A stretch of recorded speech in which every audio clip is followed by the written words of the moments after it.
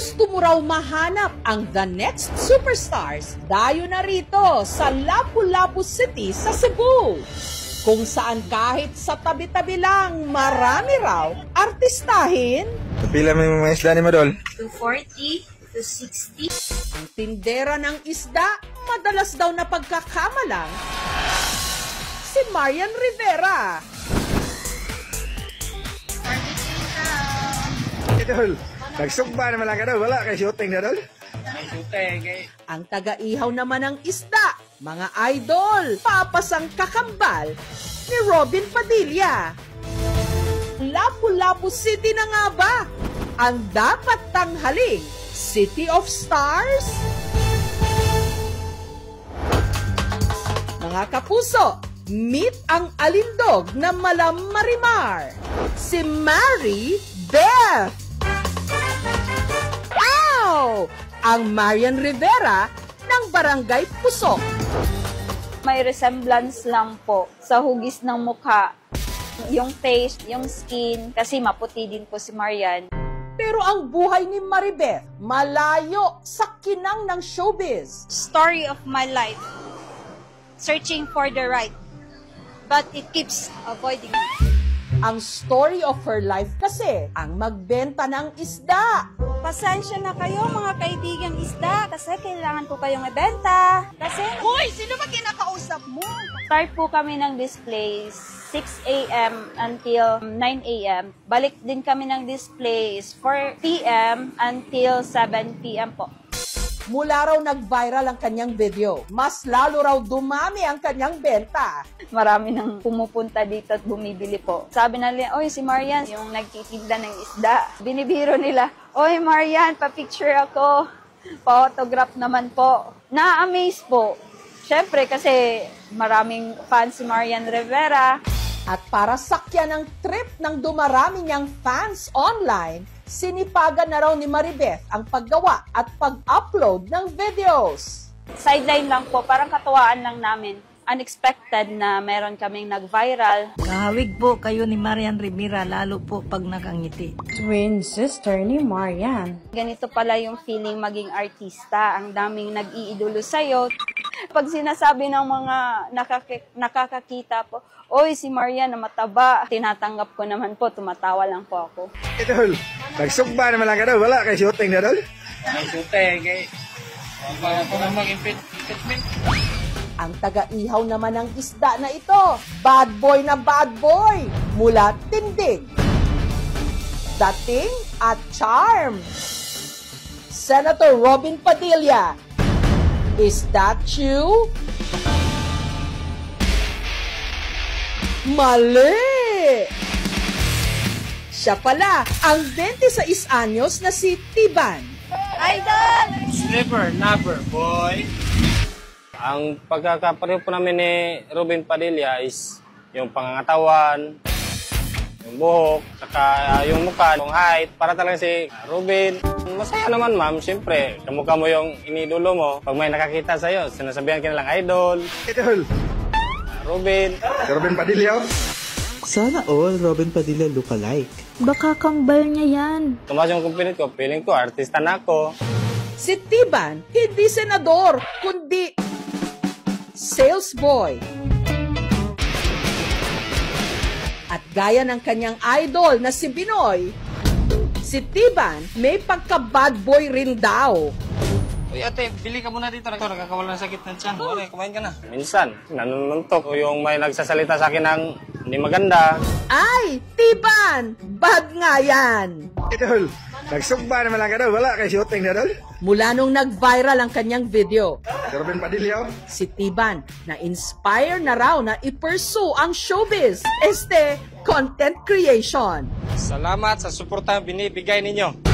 Pero teka, yung totoo, ano bang meron sa Cebu at ang daming artistahin? Ang sagot, wala raw sa kanilang tubig o hangin, kundi nasa kanilang mga smartphone.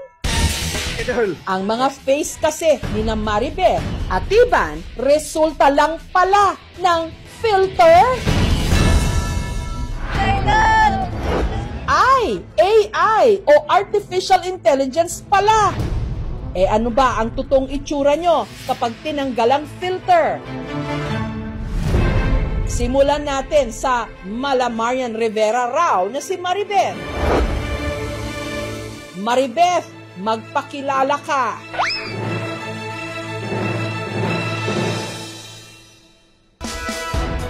Bad Boy Tiban, ano ba talaga ang iyong totoong itsura?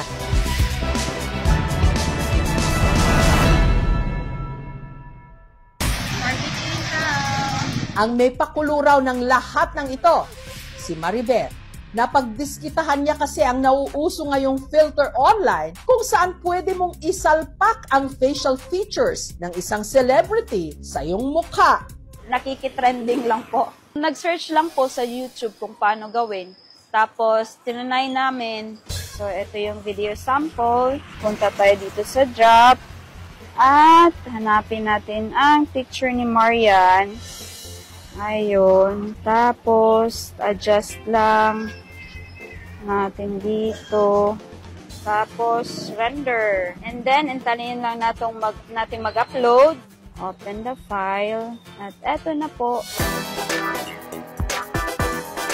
Pasensya na kayo mga kaibigang isda kasi kailangan ko kayong ibenta. Yung mga ordinaryong tao po is pwede na ding maging artista. Kumbaga mas malakas yung loob at naging confident enough po kasi nga po yung face. Sa kanilang mga napaniwala, katuwaan lang daw po ang lahat ng ito. Hinahayaan ko naman po sila na i-bash ako kasi nga po alam ko din naman sa sarili ko na ginagaya ko lang si Marian at kumbaga AI lang yung ginagamit ko. At dahil daw umepek ito kay Maribeth, kinumbinsi na rin daw niya ang kapitbahay niyang si Tiban na makiuso. Slipper, lover, boy. Kapitbahay lang po namin, nagtatrabaho po siya sa isang store kung saan dun nag-take kami ng videos para dun sa content namin na Ruben Padilla. Ruben Padilla. Marami man ang naaliw at namangha, may ilan namang nabahala. Sa sobrang realistic o makatotohanan kasi ng pagkakagawa ngayon ng AI sa mga video, marami ang madaling mapaniwala na authentic o totoo ang mga ito. Nakakatakot tuloy na baka magamit sa kasamaan, sa panloloko o sa fake news. Biglang nag-endorse na lang sila ng mga produkto, ilalagay na lang yung mukha nila. Siyempre, pwedeng malin lang yung tao. Marami tayong mga nakikita na nagkakaroon ng sextortion, investment scam, na akala mo yung kausap mo, totoo, yung pala, hindi pala. Kailangan lang talaga mas lumaganap pa yung kaalaman doon para hindi basta-basta naniniwala yung tao. At kung yung mga nagmi-misuse, kailangan i-hold sila accountable. Kaya ang tanong, paano ba makakaiwas ng panloloko o pang-i-scam? Tingnan talaga natin yung original profile nila. Kung paano ba siya nagsasalita. Bantayan mo yung bibig. Pero meron na rin kasi mga mas sophisticated na mga models ngayon na talagang swak na swak siya. Kaya doon mo babantayan yung boses. Iwasan natin na gagawa tayo ng content na makaka-violate ng copyright ng iba. Hindi porket mga public personality sila, pwede nating abusuhin, no, yung kanilang pagkatao at gamitin sa ibang bagay. Kay Miss Marian, pasensya kasi bilang tagapagsubaybay mo, ikaw yung napili kong maging kamukha ko. Kahit may resemblance lang po. Wala po kaming masamang intention sa paggamit po ng AI. Yung sa amin lang po is katuwaan lang. Magpasalamat ako kay Ruben Padilla na ginagaya ko siya. Sundog-sundog na po yung dilim ni sa ingon nga. Nagbinuhat mo yung mga binuang. Kailangan talaga i-verify natin at wag tayo basta-basta on face value, paniniwalaan natin. Nagsugba naman lang ka daw. Wala kay shooting na daw. Nakakatawa at nakakamangha naman talaga kung paanong sa ilang click lang, kayang-kaya ng makakopya ng mukha kahit sino. Pero sa isang banda, nakababahala ito, lalo na kung ang teknolohiyang ito gagamitin ng iba para makapanloko. Kaya, huwag lang hangaring maging kamukha ng inyong mga idolo. Maging mapanuri rin at matalino.